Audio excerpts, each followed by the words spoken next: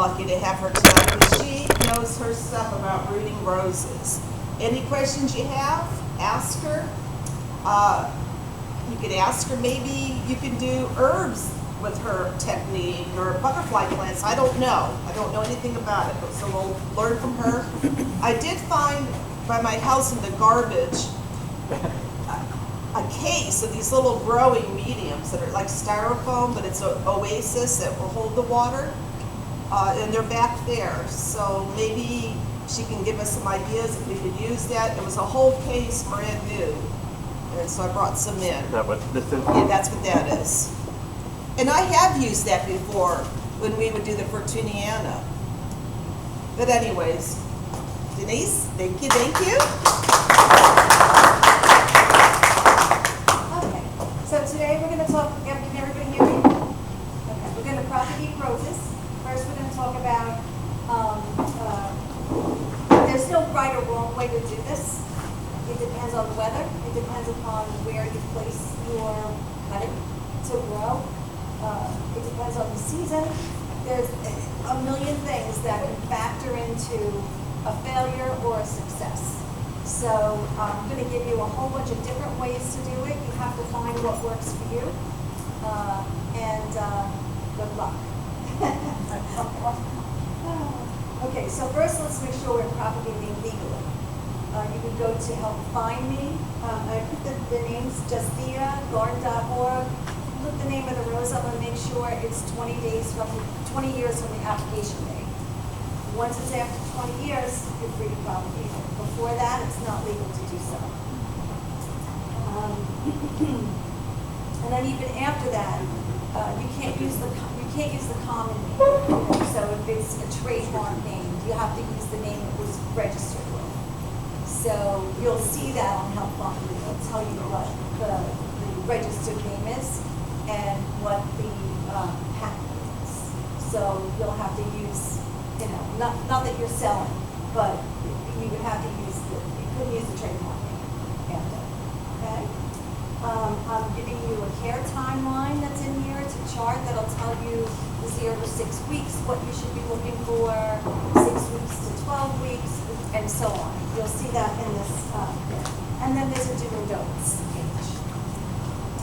So we're going to discuss medium, breeding hormones and other additives, pots, containers, bins, humidity covers, location, environment and care, where to get your cuttings, and then we're going to take a cutting and prep it, and then we're going to talk about own root care and the nematodes in the South Florida soil, and then we'll have questions after that. So the first thing you'll see is your care timeline.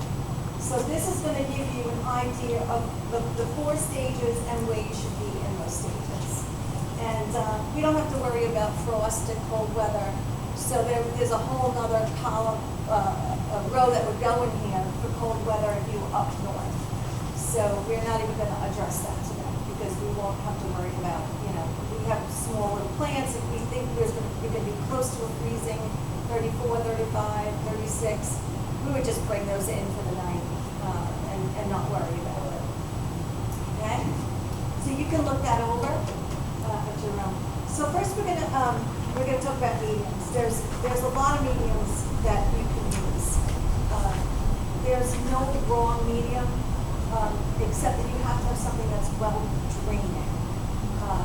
And it should be sterile. A lot of the grow houses that propagate only roses, they'll use a pro mix or a sunshine is the name. And it's mostly peat, but it'll have other things in it as well. So I put in here, my preference is the 1 part pro mix, which has sphagnum peat, vermiculite, cocoa coir, I don't even know if I'm saying that right, sand, lime, perlite, and my mycorrhizal fungi. And I mix that with 1 part perlite. So I'll use 50% of the mix, which has perlite in it, and I put another 50% perlite in it.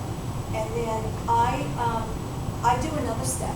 I use Super Thrive to water that medium. So I put a 1/4 teaspoon or 1/2 teaspoon, depending on how thick the cuttings are, to a gallon. And I mix it in a big bin, half and half perlite. I pour a little bit of that in, I let it soak for a while, I put plastic gloves on, I squeeze it around, and I meant to bring, I think I forgot it, I had a Tupperware full of the medium I use. I wanted you to feel the consistency. You don't want to make it very, very wet. You just want it damp so that you can squeeze it and it holds together, but no water drips from it. If you make it too wet, your cuttings will rot. So that's my preference. And then, like I said, there's a lot of grow houses that will use the same type of pro mix. There's Home Depot sells it in a compressed bag. You can make your own. You could, add those things together and make sure you put the mycorrhizal fungi in there as well. Mike Kincaid from Fraser Valley Farms, he uses fine fir bark. That's it, just fine fir bark in his. You can use cactus potting soil. You can use 1 part sand mixed with 1 part potting soil. I find it stays a little too wet, the medium, even though sand drains well. For some reason, it holds the moisture in. It doesn't get to evaporate at all. So I find that the cuttings rot a little bit more in that medium. You could use any kind of potting soil with 1 part perlite. Kitty Melendez uses that. Do not use anything with a fertilizer because you'll burn your cuttings. You don't want to have something like a Miracle Grow with, you want just a plain. You could use 1 part sphagnum peat mixed with 1 part perlite, so 50-50. You can use a seed starting mix mixed with perlite. The problem with that is I think sometimes it stays a little too wet because the seed starting mix is meant to be a little wetter. You can use root riot plugs, which is what I brought today. If you use these, you don't even wet them. Open the bag, they're already moistened. It's so easy, and you just throw it in a Ziploc. And root riot plugs. They have different brands, but they work pretty well. But you would put that in a Ziploc bag, not in a Tupperware. Like sometimes you can use the tubs. This you would put in a Ziploc. Keeps the moisture in a little better. Otherwise, they'll dry out. You can use plain water. You need to change it every 4 to 5 days. It takes much longer to root in water. And then a lot of times once you plant it in your soil, when it's got the roots, you'll lose them. So it's best to start right out in a soil or like a root riot right away. And you can use a bubble propagator. I actually have one, but I don't actually turn it on. I just put water in the bottom and I put the root riot plugs in the top and cover it. And that works pretty well too. Or you could use a combination. If you saw my lanai right now, I have root riot plugs in plastic bags. I have them in a bubble propagator. I have 2 little greenhouses that go on the floor. I have the nose and I have Tupperware. So I've got like 4 or 5 things going all at once. I would love to have a greenhouse, but I don't have one. Anybody here have a greenhouse? No? Okay, so we don't have to talk about that, because if you have one, you don't cover it and you have to mist every 15 minutes for 10 or 15 seconds to keep it cool and to keep the humidity at the right level. Okay, so that's the medium. Anybody have any questions about the medium? Where do you find your pro mix? I get it from Home Depot. It's in a compressed bag. This is a compressed bag. Okay. Yeah, and then I put it in a big plastic bin, fill it halfway, and then I put almost the whole bag of perlite in because that's how big the bin is. And then I put my water with the super thrive in it, which helps stimulate roots, and I mix it up. You said sterile when you first introduced it. You sterilize it? No, I don't sterilize it. It comes in the bag already sterilized. A lot of these mediums, like the Pro Mix, will be sterilized already. But if it has a rip in the bag, and water gets in, it's going to want to sterilize, and then you get some So, and as for sand, just going back, you can use paver sand. You have to use coarse sand. So paver sand is perfect. You can use is regular paper sand that you get at Home Depot. Okay? And we're only gonna talk about semi-hardwood cuttings today, we're not gonna talk about hardwood. Because I don't do hardwood cuttings, so I don't know if anybody wants to talk about that afterwards. You're welcome to come up here and speak about it. So, next we're gonna talk about the rooting hormones and other additives. So there's 3 types of hormones. So we have the IAA, which is indole-3 acetic acid. That's found naturally in plants, and it's short term. So if we tried to root with that, it wouldn't stay in the medium and on the stem long enough to root that stem. So then we have IBA. So the IBA is indole-3 butyric acid. That's also found naturally in plants, and over the long term, it converts to the IAA. So I made a chart on the next page so you'll know what brand is what type of rooting hormone. So I bought a couple of them. I bought the Hormel Rooting Powder 8. That's an IBA. I bought Garden Safe Tape Root, cheap old stuff. That's also an IBA. So is Clonex, right? And this is Dip and Grow. You mix this yourself. This is an IBA and an NAA. And an NAA is alpha naphthalene acetic acid. It's man-made rooting hormone. And the acid it has in there helps you root faster. And you can mix this to any level that you want. So we are propagating florist roses today that I got at Trader Joe's. And even though they're semi-hardwood, you almost have to treat them like a hardwood because they're harder to propagate. So I use hardwood formula on these. So it's 1 part of the formula to 5 parts of water. And it says it right on the bottle it comes in. This is the best stuff. This roots anything. Hardwood, softwood, semi-hardwood. Does everybody know the difference between semi-hardwood, hardwood, softwood? Does anybody need a little refresher on that? Yes, please. Okay, so a softwood would be new growth, the top of a rose plant. It bends it very easily. Very, very hard to root. It doesn't have enough substance to it. So then the next section down on the rose usually is the semi-hardwood. And it's green, and you can bend it, right? But not a lot, but you can bend it, and it's not going to break on you. So that is the perfect type of cane that you need for this type of propagation.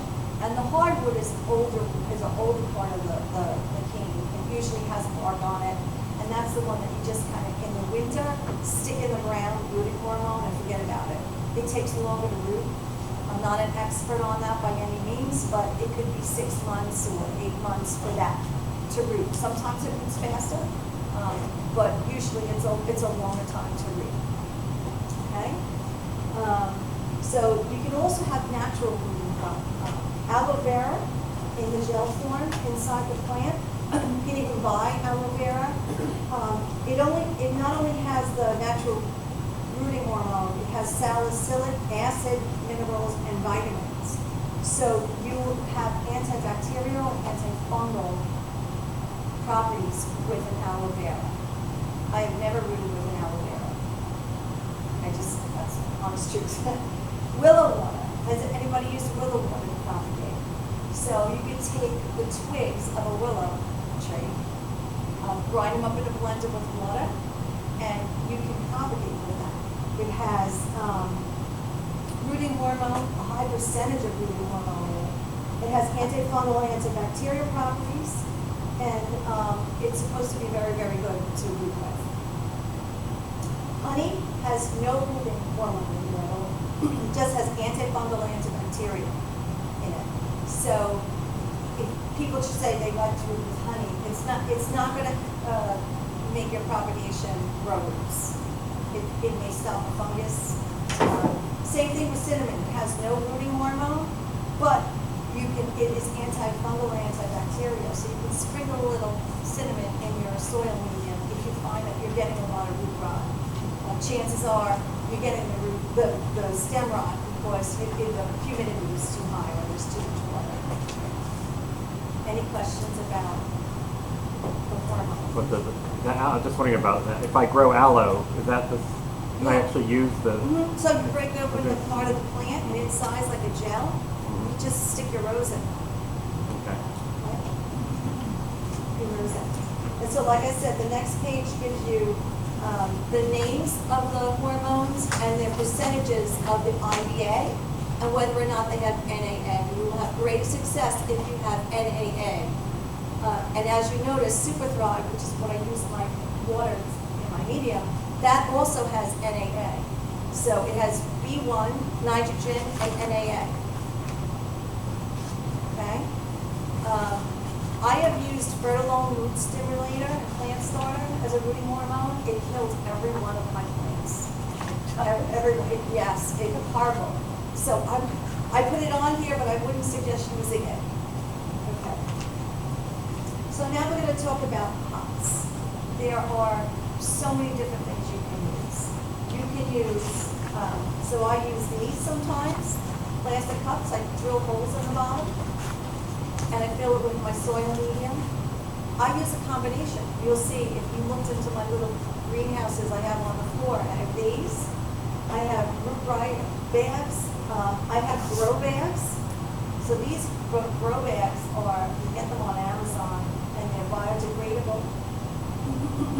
They have smaller size also for smaller cuttings, and I fold the top down a little bit, and I fill it with my moistened soil, right? And then I use a pencil to make the hole so that my rooting hormone doesn't come off. These are great. A lot of people have good, and you'll see the roots come out the sides of it. And you go plant into your next stage up right in this, okay? And also the root rot plugs. Now the root rot plugs, I'll take one out so you can see. Like I said, they're pre-moistened already. They do have one drawback. They're tiny little things, right? And they already have the hole in it. So, and you can see they're like moist to the touch. When you use these, you have to have them in a more closed environment, like a plastic cup that has a top to it. You can't use this, put your soda bottle on top of something like this. It'll dry out. So it has to be Ziploc bag or a bubble, bubble thing. So that's the root right level. Once you start growing roots, they'll just start popping out the sides.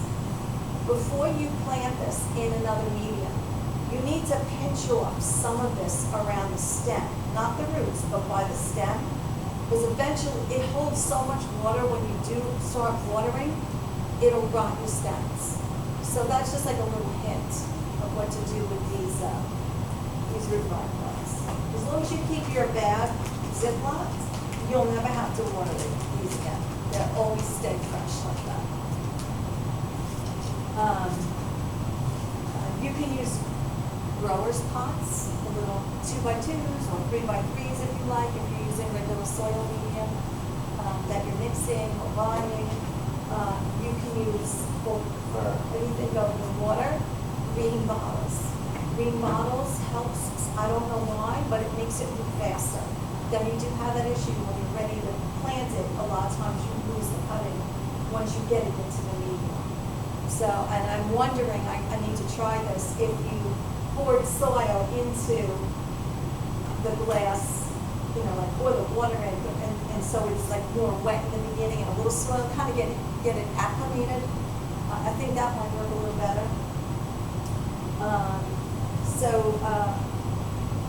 Any questions on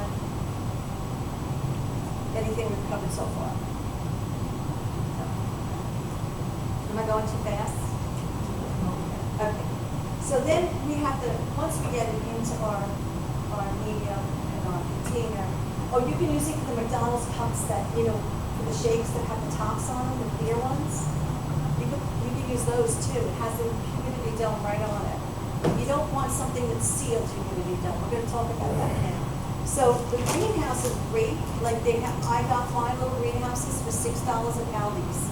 And they're 2x4, and they're like little metal legs, and this little green plastic fits over it, unzips. I keep it right on the floor in my lanai.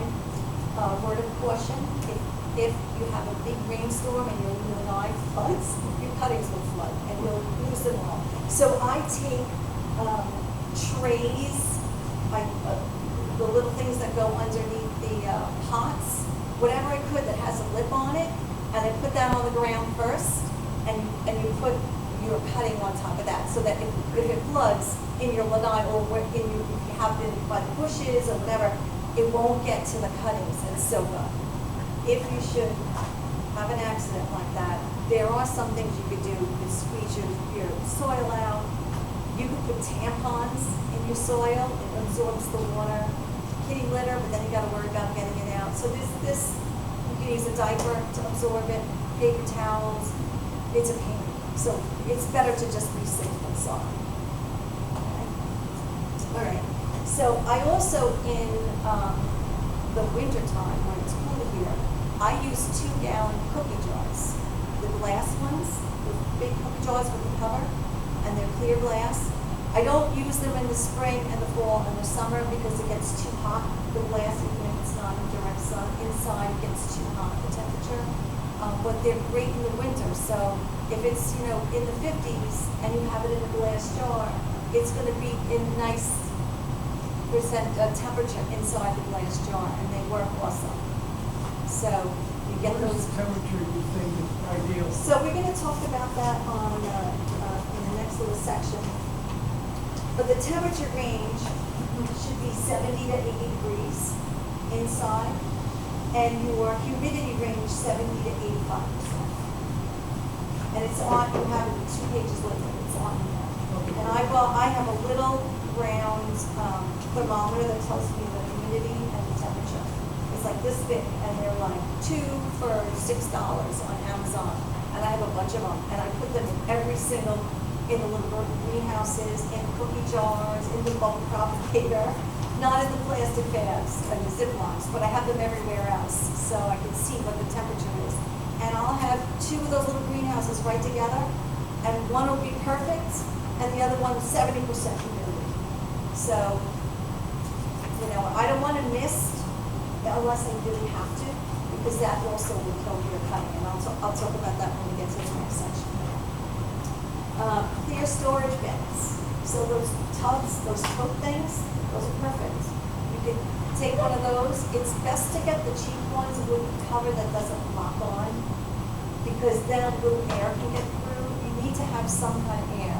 So when I use the cookie jars, or when I use the totes, I take the top off every day for 20 seconds. Get some airflow in there, and then close it again. If I see that it's getting where there's not enough humidity in there, I will take the top off and I'll mist the top and then put it back on. I try never to mist the leaves or the cuttings. If you have a greenhouse, it's a whole different ballgame because they're out in the open, and then they need to be misted. The cuttings need to be misted. But when you mist, you will probably get black stems. Okay? You can use a fish tank and put clear saran wrap on the top of it. You don't want dry glass on top, clear saran wrap you can use. The 1-gallon Ziploc bags. Some people will put these in it. Some people will put just dirt on the bottom and make it like nice and tight and stick their stem in and plug and zip it. Clear soda.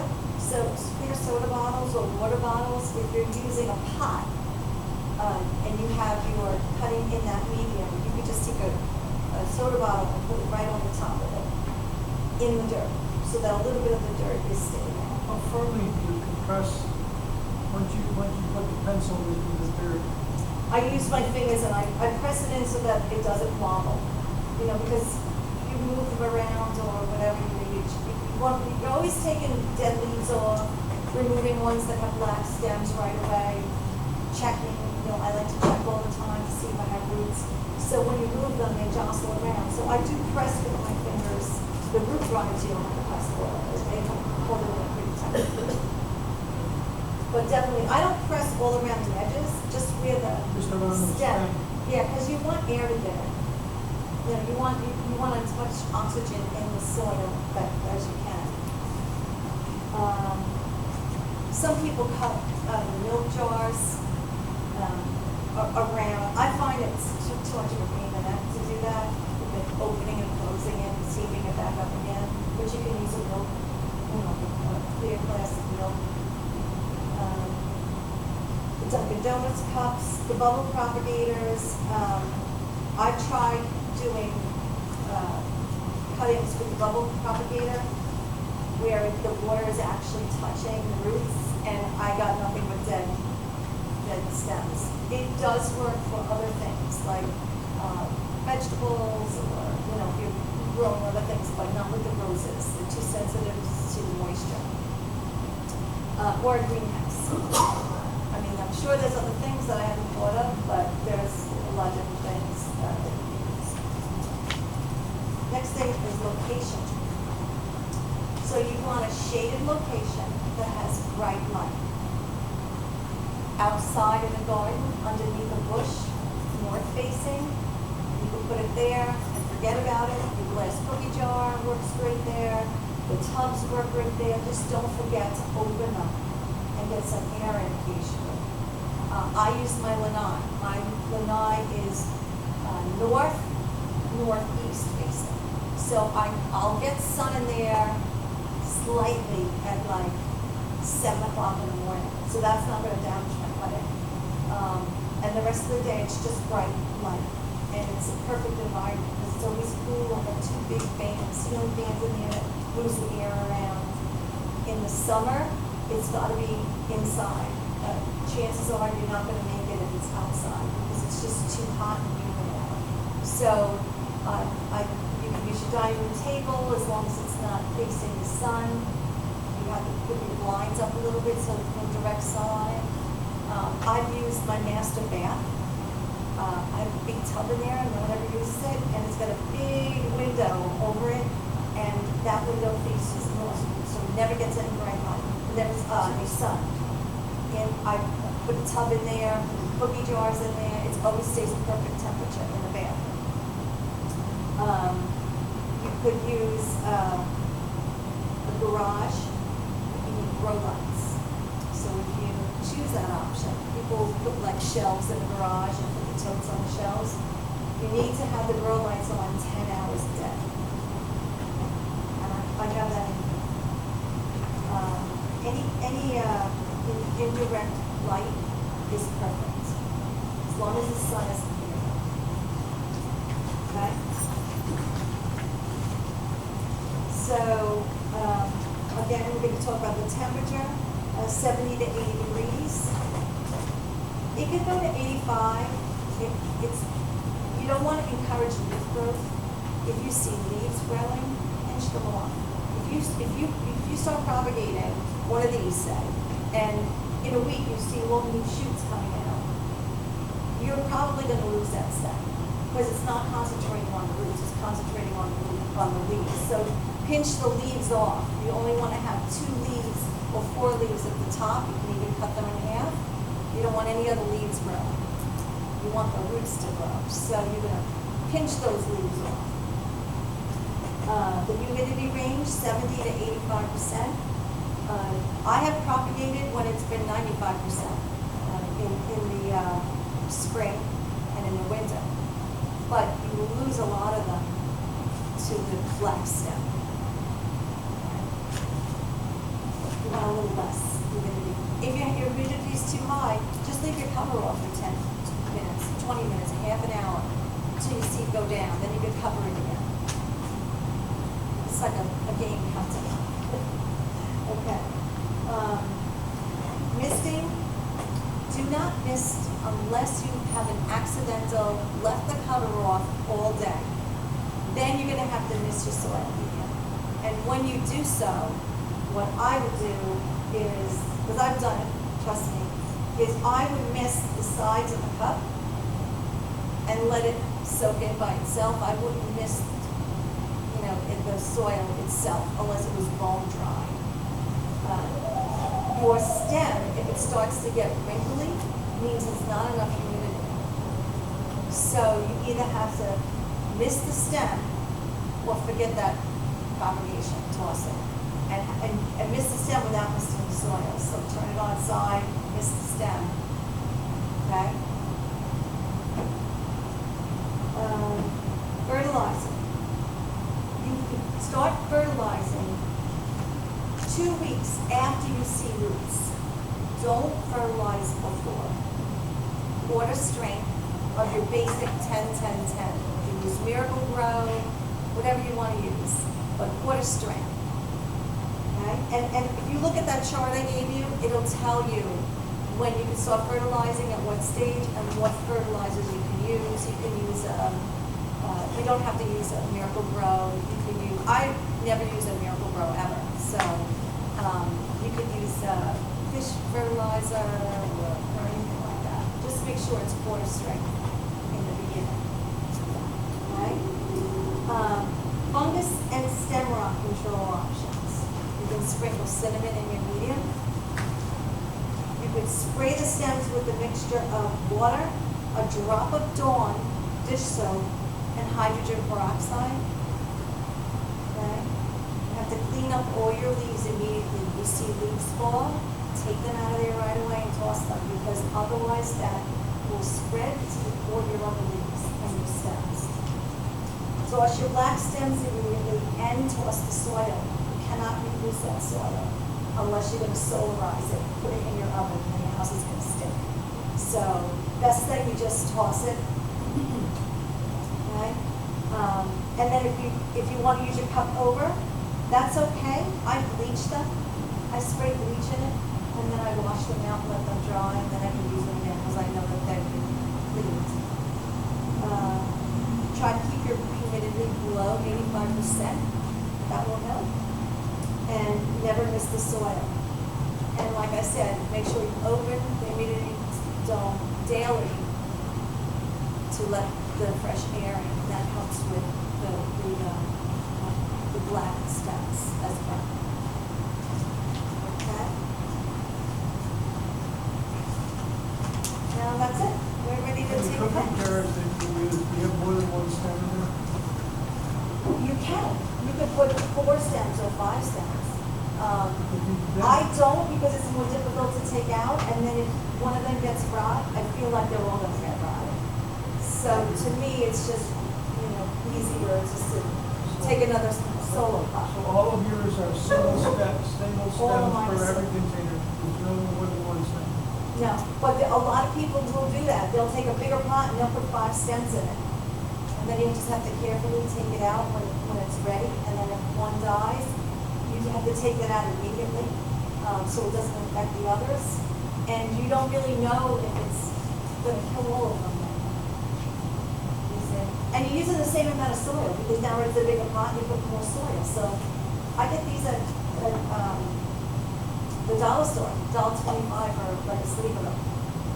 And you can use, I don't even fill these cups, I fill them a cup about that much. And then it gives me room on the top. If I need to mist, I can mist around here without getting the stems wet. So, Without getting the soil on it? yeah. Yeah, that's really the key. Like if you forget your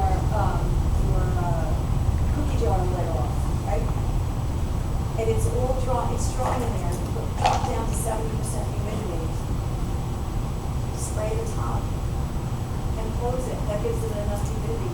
What I do with my little greenhouse is if I see that it's getting a little less humid in there than it should be, I take the hose and I spray the pages on the ground and I let the water seep in.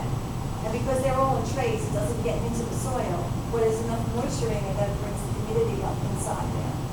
Because they're not tight to the ground, there's no bottom. It's if you put it outside, it's on the dirt. So whatever you get moist underneath it, is going to put a cup of water in there. So it's all about about watching that little, I should have brought one with me, those little temperature gauges. And they're digital, so they're easy to read. And there's a whole bunch of different types that you can get. But you say you look at these all the time just because you like to. What are you looking for? Blackstone? I'm looking at black stem, I'm checking the temperature, I'm checking the humidity, I'm checking if any leaves fall. And you're pitching off any, so if you leave any leaves on at all? Yes, so we're gonna talk about that. We're gonna leave the top two bud eyes, are gonna have the leaves on them, but we're gonna cut them off. We're not gonna leave 5 leaves on each, we're gonna just leave 2. And if they're big leaves, like this, is like a big leaf, cut the leaf in half. You just need some kind of leaf on there for photosynthesis. Alright? Any other questions? No? Okay, good. So obviously the most success rate you're gonna have are cuttings from your own garden. They're nice and fresh. They haven't stayed in a warehouse for 3, 4, 5 days, flew on a plane, wherever they got to you. So you're gonna have the best success rate with that. And then the Trader Joe's, I don't know if you guys know this, it's like $8 for 8 roses, and they're beautiful garden roses. So most of these are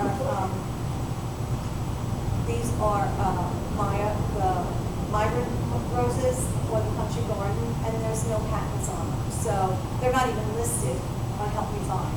So you're safe with these roses here. This one looks like Testament, but it's not. It's Myra Red. So which isn't patented anyway. So anyway, so you can put, and when we get to it, if you're doing more than one cutting, you can put several in the Ziploc bag with the root wire. I put 3, sometimes 4 in the same Ziploc. And the same thing with the Ziplocs. I open it, if I see too much moisture inside, I open it for a little while. Let some of the moisture evaporate and then close it again. And I have them hanging with clothespins from strings in my eye. It's hysterical. Like you can hang them on the clothesline if it's inside. But, you know, I got like clothespins hanging all over the place. The florist roses are much harder, like I said, to propagate. So you're going to use the stronger strength. And for those of you that brought your own roses, this might be a little strong, so you can use one of these. The Hormex 8 is great, or the Flomex is a little weaker. This one, they'll definitely do, the Hormex 8. When you use your rooting hormone, you're going to sprinkle it into something, right? And then you're going to toss when you're done.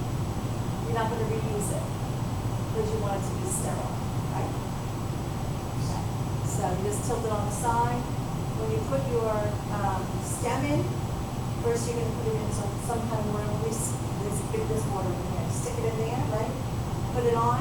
Make sure it gets all around. Tap it off. You want a very, very, very thin layer. You can also, after you do that, you can, if you want, use my Cortisol fungi and dip it in that too. Like say, like we're going to be using these. I didn't bring the mycorrhizal with me, but if you're using these, you can put the mycorrhizal after you put this rooting one on and stick it in there. Okay. Do you reuse the dipping row? Say that again? Do you reuse the dipping row, or do you get rid of that after one? You can save this. No, I'm not going to use this. I made a lot of it. I usually make like a tablespoon of the product and 5 tablespoons of water, and then I toss it. But if I'm propagating, like say this, right, and I'm sitting down doing 24 of them, and I do some now for an hour, and then 3 hours later I do the others, I would save it. I wouldn't toss that. You could save this up to 10 hours. Right? Always sterilize whatever you use to cut. This is alcohol, just like when I'm cutting in my garden, right? So I use these. This is what I brought. I did bring a scissor too, but I didn't bring substitutes. So this is what I use to do the stuff. Okay. And then you don't have to spray in between each one, because they're all in the same bucket anyway. But before I use, when I'm done using them, I'm gonna spray it. Before I use it again, I'm gonna spray it. These are brand new, so you don't have to worry about spraying them. The easiest roses to propagate are old garden roses, English roses like the David Austins, shrubs, and miniatures. Tea roses are much harder to propagate. Any questions about that? So let's take a cutting. Everybody can come pick a rose, and I'm going to show you how to cut the rose. Show you where you want to go. You know what I forgot to do?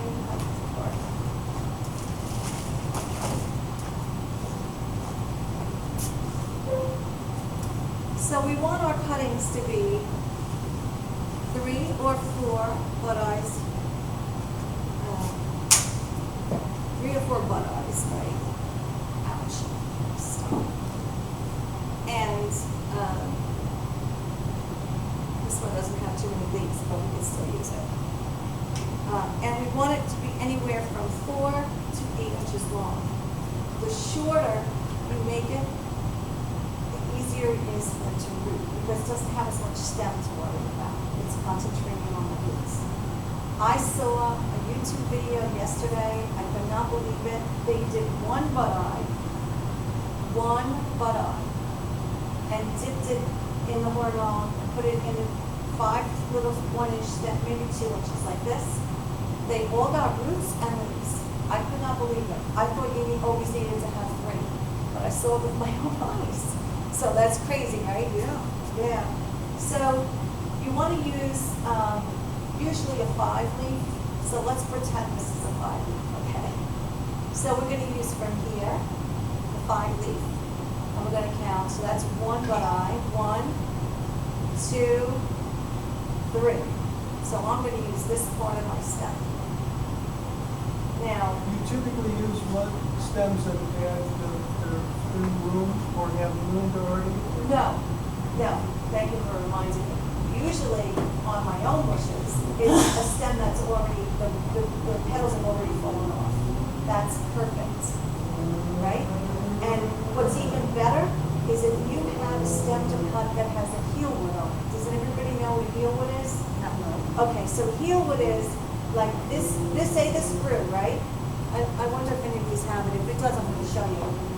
This grew, right? And it had a stem that came out like this, and that stem died, and now this one. So it's got like a little V where the old stem used to be.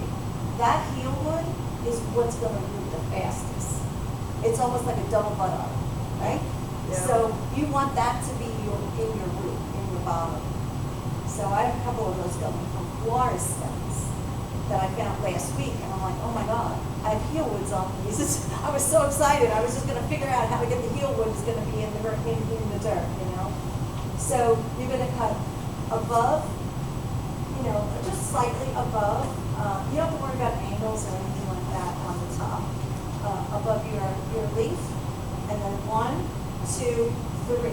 So I would take right here, right below, maybe about a 1/4 inch below, is where I would cut it. And then I would take the bottom of the stem and I would make a V like this, or do it on an angle. If I do it on an angle, I'm going to want to wound underneath the butt eye. Don't wound the butt eye, but right underneath. There's a lot of studies that I've read that says if you wound right beneath the butt eye, you'll get more roots and healthier, strong roots, because the butt eye is trying to repair itself underneath it. It's very close to the butt eye. I'm also going to take off any of these thorns that are going to be below the surface, because you can also get roots from them. You can take them all off. Some people don't like to take them off. They think you can get fungal diseases or whatever. But the ones below the soil, definitely take those thorns off. Just pop them off with your finger, usually. And of course, not them off. Oh, that's it. So now I can even get roots out of this little area here. Okay? So I'm going to do, I'll do this one, and then I'm just going to, So what will the Well, the nature of the rows, if it's been transplanted out to a different root system, what root system will generate with this rose? It's gonna be its own root. If you propagate from the top part of the bush, say you take a Fortuniana rose, right? It's on a Fortuniana rootstock, and you take the top of it, there's no Fortuniana here. It's only below the ground. This is gonna be an own root rose, which we're actually gonna talk about after we propagate. That now you have to worry about the nematodes. So you're either gonna have to put it in a pot, right? Grow it in a pot, or you're gonna have to take, I have 250 bushes, 200 of them are on oats, and they're all planted, and I have never gotten a nematode wall problem, like any of my roses. So- But I have a regimen that I do. So if you bought a rose from upstate New York and you cut the top off, it's gonna grow a root system which is different than it was when it was there, or No, if it's on its own root up in New York, Yeah. it's gonna grow the same own root. the same one? If it's on a Dr. Huey stock or a Fortuniana stock, it's gonna grow its own root. Because you're not putting unless you graft this onto a root stock, you could do that. You could just take the one bud eye off and put it on, and put it on. I've done that before. Or you can graft it. But it's gonna follow the genetics of what the original. 100% the same genetics, which you don't even get if you have a hip if you take a rose seed from a hip and you root it, you're gonna get a different rose. Yeah. Every one has its own DNA. Every seed has its own DNA, just like when you have a child. But with propagating from the stem, you're gonna get 100% the same DNA as the rose you propagated. Okay.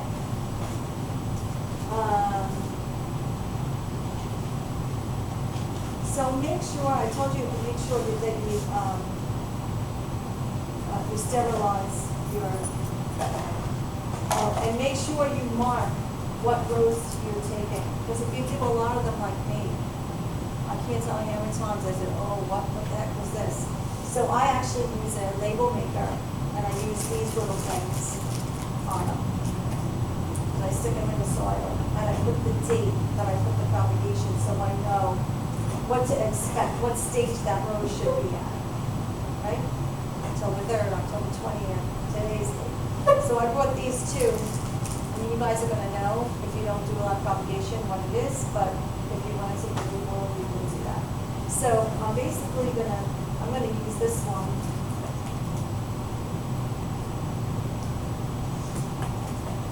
Right, I'm gonna cut the top, I'm gonna count 1, 2, 3. And I'm gonna cut right below the third one.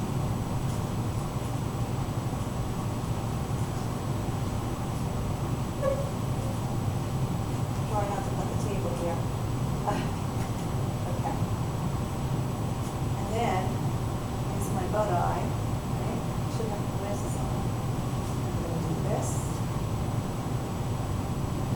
This.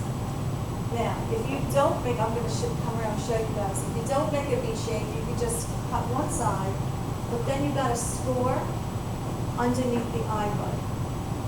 Score it.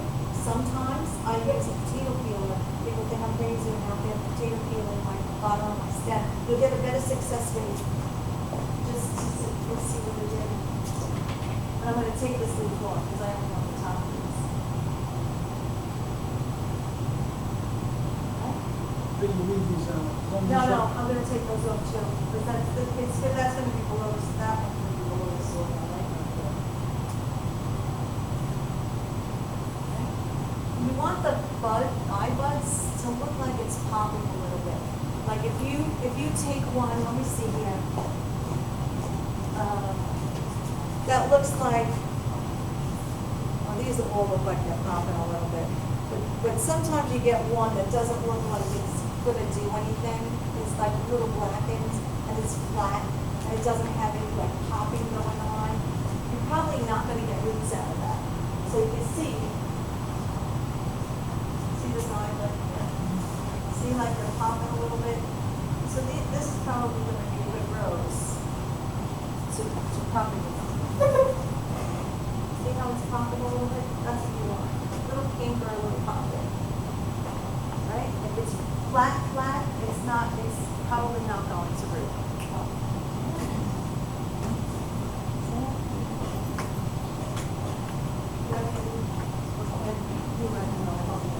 Yeah. Denise, is that what pushing means? Yes. That's what pushing means. So if you look at some of them, some people here have their own cuttings. Those you'll see the pink on it a little better than on the flowers. So let's see if I will. Someone pushing pink there. Show them.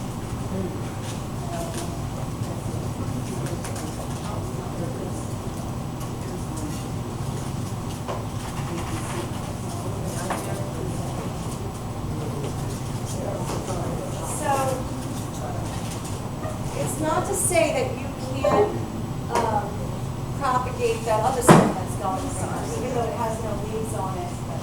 You might be able to propagate that. So if you have extra root riot or extra soil and you want to try that one too, you can. I have had propagation from without the leaves on the top. So.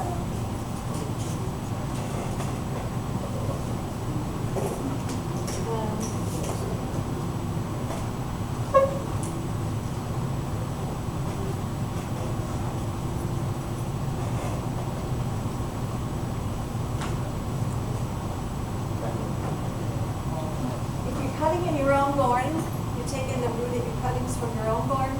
Make sure when you cut it, you put it right into water right away, or wet paper towel. You don't want it to dry out before you get into the house and you're taking a few cuttings.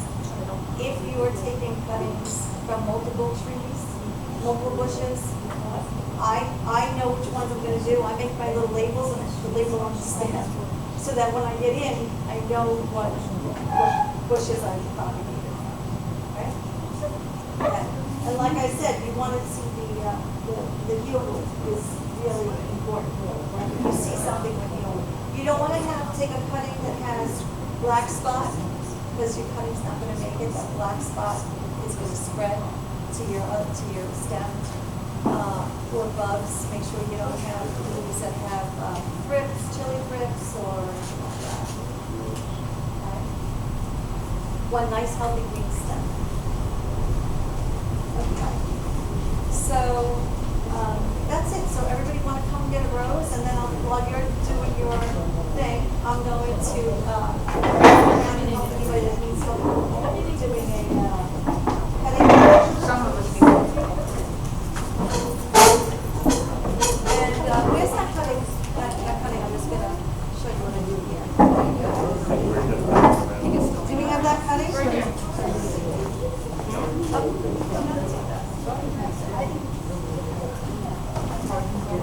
So if you're using the dip and grow, this stuff has got acid in it. So just try not to get it on your hands. You know, and you're going to put your stem in this for 3 to 5 seconds. 1, 2, 3.